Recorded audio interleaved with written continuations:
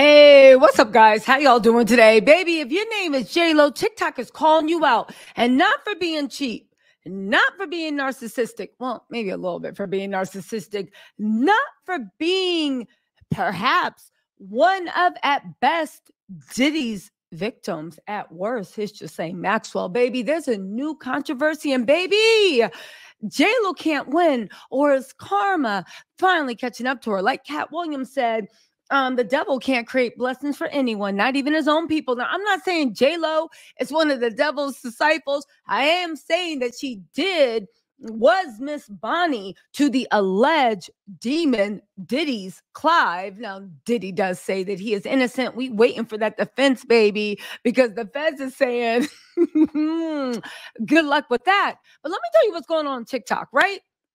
JLo literally out of her, what people said, her own narcissism, her own ego, her own delusion over that piece of ish product, talking about what was it, like This Is Me Now or whatever, the flop, the thing that made sure that she can't tour because nobody wants to hear that offbeat screeching. Because of her ego and pride, she went around striking TikTokers and taking away their only source of income. Now, JLo didn't care, and some of you guys might not care. However, one popular, huge TikTok, Kyle Melissa Ross, that she struck with a copyright strike for clowning her video, actually, it seems like needed that money for her cancer treatment. And because of that, TikTok is saying that she could not get the care she wanted, and she is no longer with us. Y'all, listen, 2024 is the year of truth. If this is true, and everybody's saying it is, I am sick of these celebrities. For those of y'all that's like, well, if somebody was talking trash about me, I would strike their channel too. You realize that you can get videos pulled down without taking away.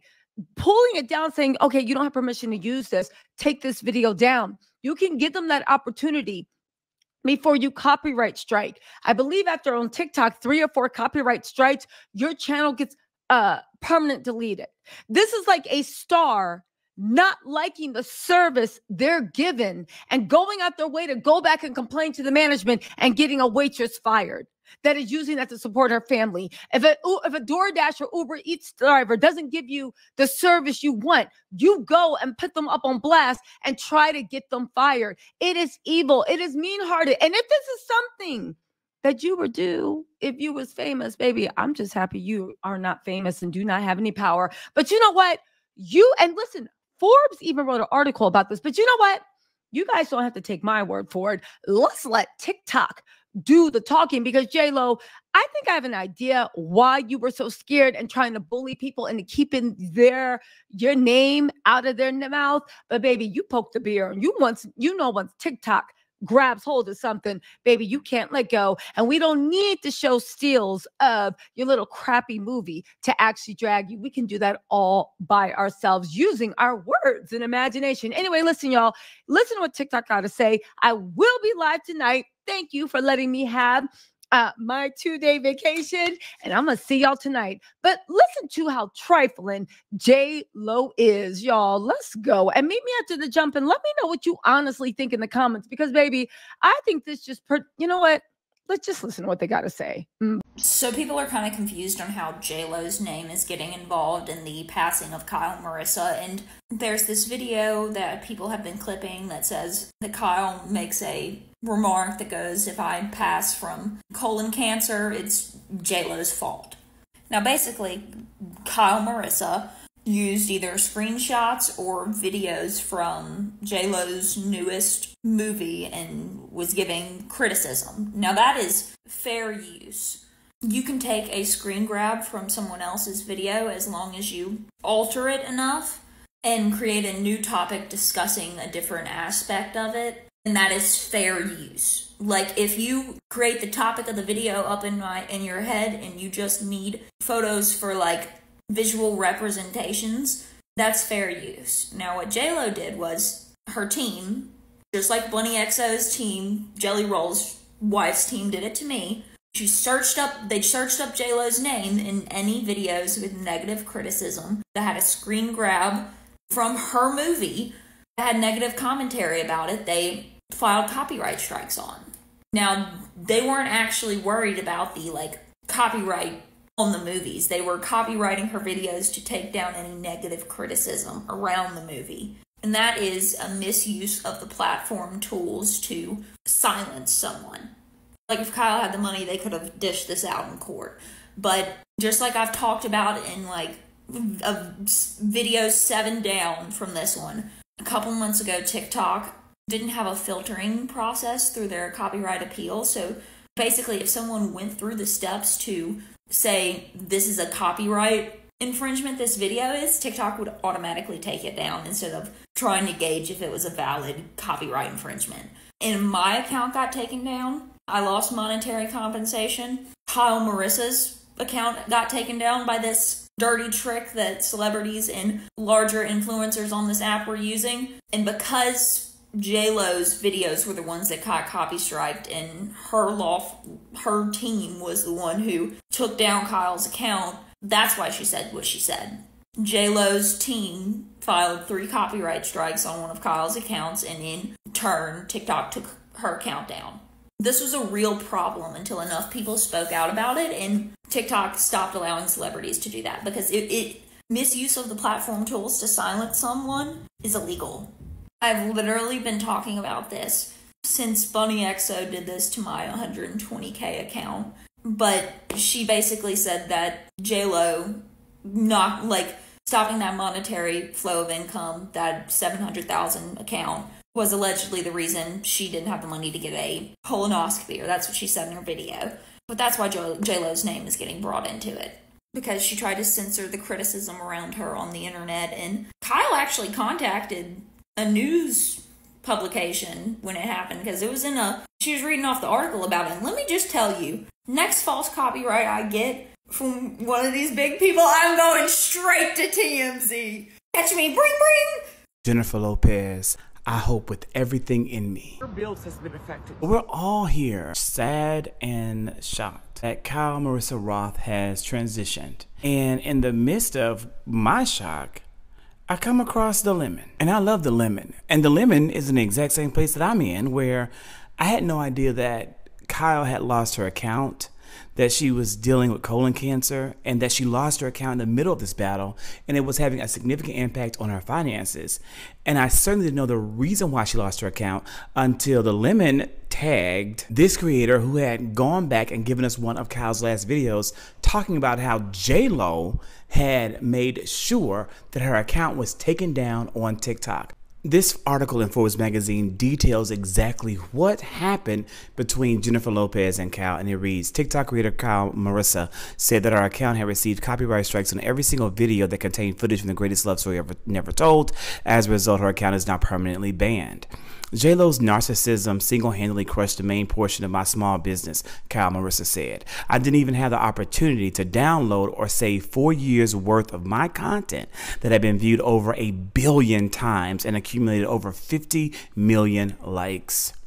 Kyle Marissa has since created a new account, but lamented the 4 years of hard work that was put into building her sizable TikTok following of almost 700,000, having lost hundreds of thousands of followers from the ban. She told me that her earning potential has been severely impacted by the loss of her account, estimating that JLo has cost me more than 4 figures of income just for March 2024, which affects her ability to access necessary medical care. Kyle Marissa has lost her life, while JLo still runs around this world with some semblance of a career.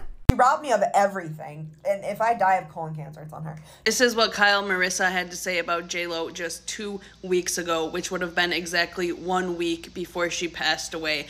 I was stunned to hear this, and I thought you guys would be too. Roll the clip. This article was published in Forbes yesterday, March 31st, featuring me. TikTok creator Kyle Marissa said that her account had received copyright strikes on every single video that contained footage from the greatest love story never told. As a result, her account is now permanent banned. JLo's narcissism single-handedly crushed the main portion of my small business, Kyle Marissa said. I didn't even have the opportunity to download or save 4 years worth of my content that had been viewed over 1 billion times and accumulated over 50 million likes. Kyle Marissa has since created a new account, but lamented the 4 years of hard work that was put into building her sizable TikTok following of almost 700,000, having lost hundreds of thousands of followers from the ban. She told me that her earning potential has been severely impacted by the loss of her account. It has. Estimating that, quote, JLo has costing more than 4 figures of income just for March 2024, unquote, which affects her ability to access necessary medical care. Yeah, I can't get a colonoscopy anytime soon. Can't afford it. And you guys already know I'm overdue. And I missed Colon Cancer Awareness Month, where I was going to use my 700,000 follower platform to talk about my experience. But JLo had This is super surreal. Kyle Marissa Roth, a very, very, very talented, funny TikTok creator, has suddenly passed away. Kyle's sister and mother confirmed it today on social media. It looks like she may have passed last week, but they do not have any information on what the cause of death is at this time. But Kyle's sister did post this today on her Instagram account. My sister Kyle Marissa passed away last week. As a family, we are still processing and deciding how to properly celebrate and honor her life. We don't know how it happened yet. I know she touched so many people with her humor, intelligence, beauty, gossip, activism, athleticism, and more. She had so many gifts. Kyle honestly was one of my favorite TikTok creators to follow. I loved listening to her blind items. A lot of people do blind items, but the way in which Kyle would articulate her blind items were so unique, and I don't know, you just kind of felt like you knew her. So I didn't know Kyle personally. I felt like I got to know her through her platform, which is one of the beautiful things about TikTok. I feel like I have a bunch of internet friends that I don't personally know, but I know through watching them share and create. Kyle had a huge impact on this platform, and she's going to be tremendously missed. My heart goes out to her family, her friends. It's just super devastating. Rest in Please go back and watch that contents creator of what Kyle had to say about JLo, Jenny from the block, the alleged block. At the end of the day, JLo, you didn't have to get that content creator's account banned, TikTok banned. That was uncalled for. That was such a narcissistic move. At the end of the day, the numbers don't lie that your album sales and your movie sales and your documentary sales were no good. It flopped all the way to the trash bin. And at the end of the day, it's the truth. Whatever people have to say about you of what you had created is the truth. People did not like it. People did not gravitate towards it. So your pride got in the way. And now this poor woman passed. Now, I will say, Kyle, you shouldn't have said that, like, you know, if it was JLo's fault. It's a touchy subject. At the end of the day, Kyle put an omen on Jennifer Lopez, and that's not really good. JLulu's team has officially hired bots to dispel her being a menace to waiters, all of that. Well, I work at the restaurant where I had dinner today. She was very regal. I had the honor of presenting her salad. This is some name. Another name. Well, I work at the restaurant where I had dinner today. She was very regal. I had the honor of preparing her salad. Girl, what? Something's not right here. Something's not right. Kyle Marissa Roth was an amazing creator, and something's not right here. Okay, y'all, let's dig into this. So I know her old profile got banned, and a lot of it was, you know, geared towards JLo and Diddy and a lot of big names, and it's just a little coincidental. And I was looking at her new page, and a lot of these were coming up. So, I mean, these are a little more recent, but yeah, a little sus, guys. And I'm sure everybody that's like, you know, that knows this girl, follows her, knows she has been through remission with colon cancer. And I mean, she was fine. Like, there's nothing wrong with this girl. So, like I said, God, it's just such a tragedy. It's just so sad to see such a creative, amazing, funny, real person like this happen to them. And like, I just feel like, obviously you can't say much, but something else happened. I don't know, guys. You want more, I'll give you more. So you know how in recovery, they say the first step to recovery is admitting you have a problem. I have a problem, and that is that JLo copyright claimed all of us, myself included, got my account banned. I think that was it, because she didn't like the fact that we were using clips from her her narcissistic venture, her cosplay of an Eras Tour film, I don't know what the fuck that is, to point out all of the lies and narcissistic attributes that, you know, she has. So a lot of your favorite creators might be gone because of that. So since I now am in recovery, since I've admitted that's the problem, I need to heal, and I'm going to heal by using blind items to expose what a narcissistic POS JLo is. How about this? So this is going to be an abbreviated deep dive, just enough blind items so we get a real idea of what JLo was like then, because this is her now.